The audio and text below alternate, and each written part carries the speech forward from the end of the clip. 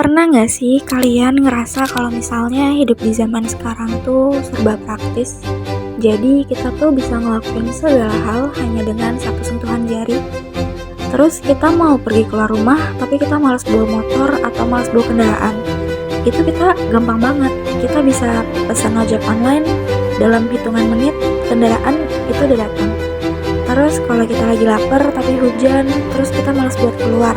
Food delivery siap ngantar terus, inspirasi tugas pun kita bisa dapat bantuan gak hanya dari buku doang, kita bisa dapat dari jurnal internasional, atau mungkin kita bisa dapat bantuan ide-ide dari AI. Mau cari informasi? Tinggal klik, berita dari negara lain pun bisa kita ketahui dalam hitungan detik. Bahkan sekarang budaya luar tuh mudah banget buat kita akses. Kita bisa nonton MV K-pop. Nah, jadi semua itu tuh bukti bahwa misalnya globalisasi itu membawa banyak kemudahan, kenyamanan, dan kecepatan dalam hidup kita. Tapi, kalian sadar gak sih, di balik semua itu, apakah akan ada masalah yang muncul dari globalisasi ini? Jadi, kita kupas tuntas, apakah globalisasi itu dapat menimbulkan permasalahan sosial? Sebelum masuk ke permasalahan sosial, sebelumnya kalian tahu nggak sih apa itu perbedaan dari permasalahan dan permasalahan sosial? Kalau permasalahan itu cakupannya itu lebih kecil dan biasanya terjadi dan berpengaruh hanya terhadap individu ataupun kelompok kecil aja. Sedangkan kalau permasalahan sosial itu benar-benar yang berpengaruh ke masyarakat luas.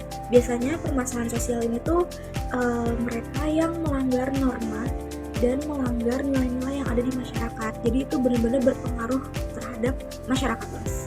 Coba kita lihat headline berita berikut yuk.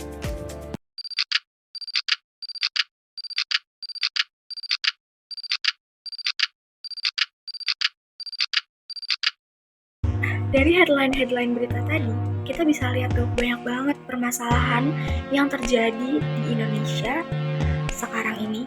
Kayak misalnya tadi ada pencemaran lingkungan akibat limbah-limbah dari industri multinasional, terus ada juga pemanasan global, ada juga masyarakat yang cenderung lebih untuk memilih produk-produk luar dibandingkan produk yang ada di dalam negeri, terus ada juga kayak pemerintah yang tutup mata, padahal lahan-lahan yang ada di sekitar warga itu mengancam rumah ataupun penduduk adat yang ada di sana.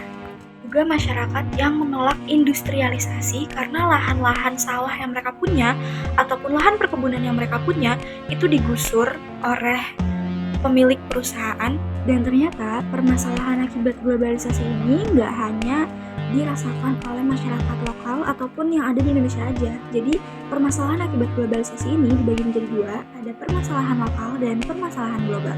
Kalau permasalahan lokal, ini tuh permasalahan yang terjadi di cakupan lingkungan sekitar kita.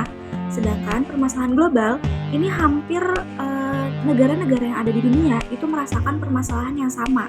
Jadi banyaknya berita itu semua, yuk kita kupas tuntas apa aja sih permasalahan sosial akibat globalisasi yang dapat terjadi di masyarakat.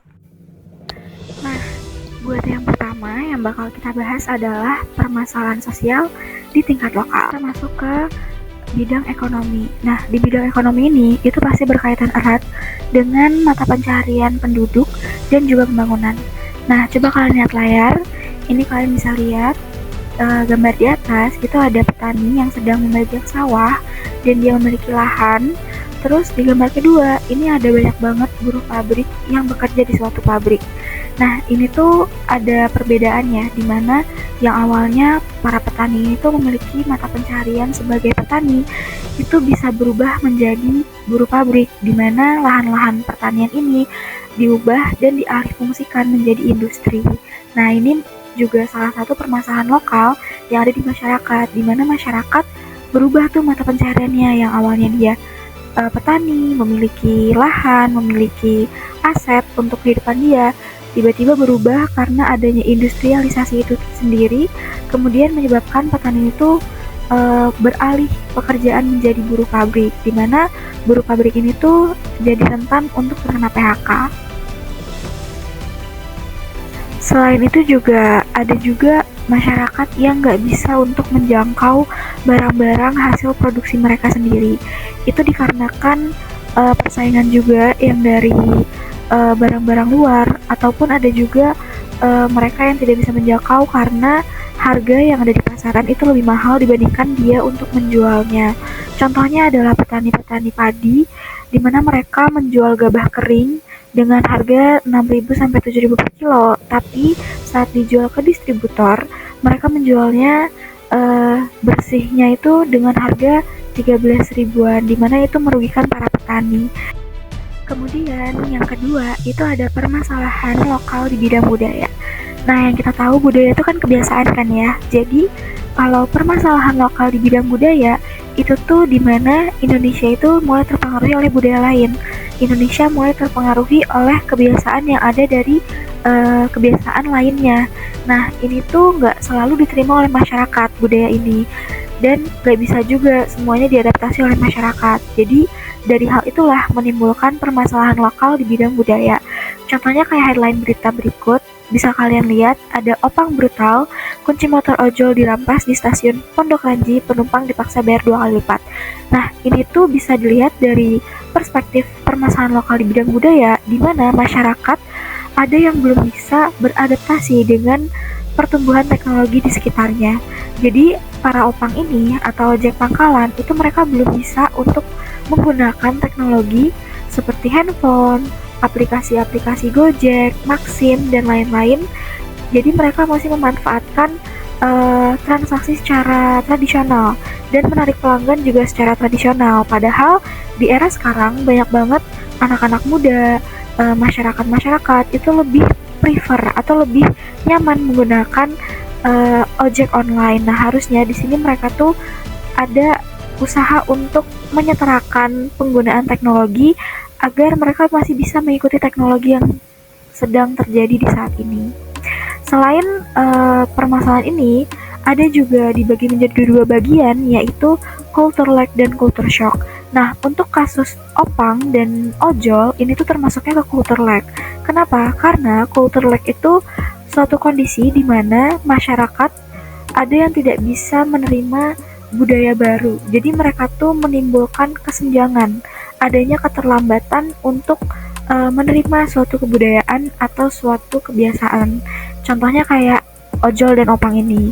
Atau contoh lainnya adalah penyebarnya hoax, di mana kita belum siap untuk menerima kemajuan teknologi dalam informasi. Jadi kita belum bisa tuh untuk memilah mana berita yang baik, mana berita yang buruk. Nah, itu bisa termasuk ke dalam culture lag. Kalau untuk kasus culture shock, ini tuh lebih ke arah bagaimana mereka merespon suatu budaya. Jadi budaya ini direspon seolah dia kaget, terus dia canggung atau dia shock. Udah namanya culture shock, berarti dia kaget kan. Nah, dari culture shock ini berarti mereka tidak belum bisa untuk beradaptasi dengan budaya baru yang ada. Contohnya kayak mereka pindah ke tempat baru di mana ada budaya baru, kayak mungkin suatu pelajar yang berkuliah di luar negeri yang biasanya sarapannya menggunakan nasi, tiba-tiba berubah menjadi makanan pokoknya roti. Nah, itu masuknya ke culture shock.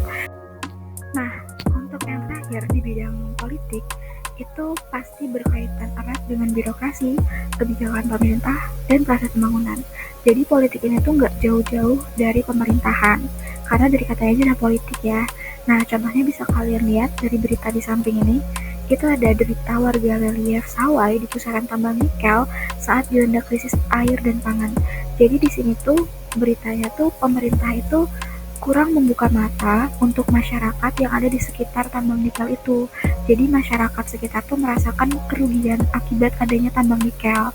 Nah, kerugian yang dialami itu ada krisis air, krisis pangan, bisa juga bahkan mungkin menimbulkan penyakit-penyakit bagi masyarakat. Nah, buat yang global, di tingkat global itu ada 4 ya. Yang pertama itu ada neokolonialisme, terus yang kedua ada budaya populer, yang ketiga itu ada konsumerisme, dan yang terakhir ada kerusakan lingkungan. Kita bahas yang neokolonialisme dulu ya. Kalian pasti nggak asing dengan barang-barang impor dari luar kayak Nike, Adidas, dan mungkin sepatu-sepatu atau merek-merek baju lainnya. Itu bisa dibilang neokolonialisme. Kenapa? Karena barang-barang tersebut itu bisa menjajah pasaran yang ada di Indonesia.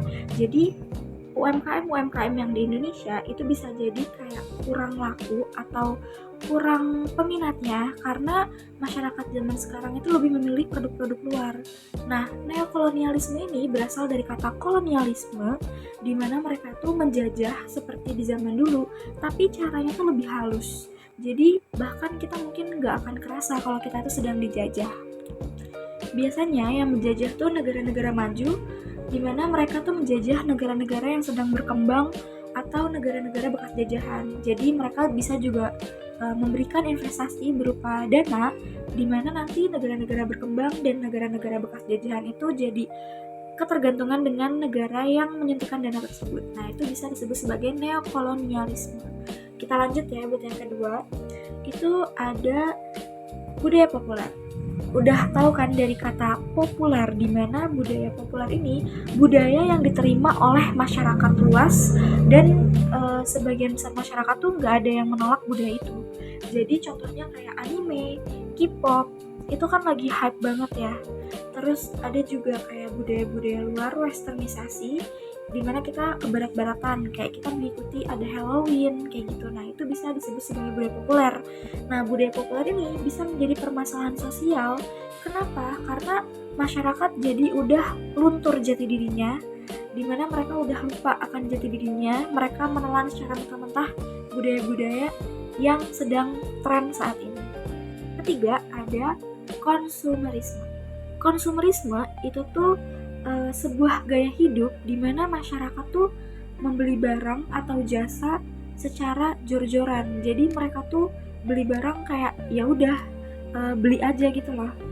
Gak mempertimbangkan apakah barang itu akan digunakan nantinya atau tidak. Jadi mereka membeli barang biasanya untuk sebagai patokan mereka dalam menilai kelas-kelas sosial yang ada di masyarakat. Jadi misalnya aku beli barang mewah agar aku dianggap aku tuh menduduki kelas teratas yang ada di masyarakat. Padahal bisa aja kita beli barang itu tuh nyicil, ngutang, atau minjem mungkin. Kita kan nggak tahu dan kita nggak bisa menilai suatu tingkatan sosial itu hanya dari barang yang mereka kenakan atau barang yang mereka beli. Jadi konsumerisme ini tuh lebih menekankan pada gaya hidup masyarakat yang membeli apapun tanpa mempertimbangkan ke depannya itu bagaimana, dan pembelian barang tersebut sebagai patokan mereka untuk berada di kelas-kelas tertentu dalam masyarakat. Nah, ini tuh biasanya dipengaruhi oleh iklan, media, dan budaya populer. Dan yang terakhir adalah kerusakan lingkungan. Nah, kerusakan lingkungan ini kok bisa sih masuk ke dalam permasalahan sosial akibat globalisasi di tingkat global? Jawabannya bisa banget. Kenapa? Karena di era globalisasi saat ini, masyarakat tuh nggak mempertimbangkan atau kurang memperhatikan lingkungan yang ada di sekitarnya. Jadi mereka tuh benar-benar mengeruk sumber daya alam yang ada, benar-benar merusak alam, di mana mereka lebih mempertimbangkan atau lebih mementingkan pembangunan. Jadi banyak banget pembangunan industri atau pabrik-pabrik, dan mereka tuh nggak mempertimbangkan bagaimana cara mereka untuk membuang limbah itu agar tidak berpengaruh terhadap lingkungan. Banyak banget kasus-kasus pabrik-pabrik yang buang-buangin limbah ke sungai atau limbah-limbah udara tanpa disaring terlebih dahulu. Nah, itu bisa menyebabkan kerusakan lingkungan yang fatal. Dan saat ini tuh banyak banget masyarakat di era globalisasi yang menggunakan barang sekali pakai, contohnya kayak plastik. Coba bayangin, kalian satu orang beli es teh satu kali, terus dikali berapa orang, mungkin di sekitar kalian ada 100 atau 200 orang itu minum es teh juga dengan cup dan plastik yang sama, itu satu kali, berarti 200 cup dalam satu hari, dikali dalam seminggu, dikali dalam sebulan. Nah, itu bisa menimbulkan kerusakan lingkungan atau penumpukan limbah. Jadi ini tuh menjadi hal penting kita untuk memperhatikan lingkungan, karena lingkungan tuh benar-benar yang menyediakan kebutuhan kita. Oke, segitu aja materi hari ini. Jadi kalian jangan lupa ya, kalau permasalahan sosial akibat globalisasi itu dibagi dua, ada yang lokal dan ada yang global. Sekian dari saya. Wassalamualaikum warahmatullahi wabarakatuh.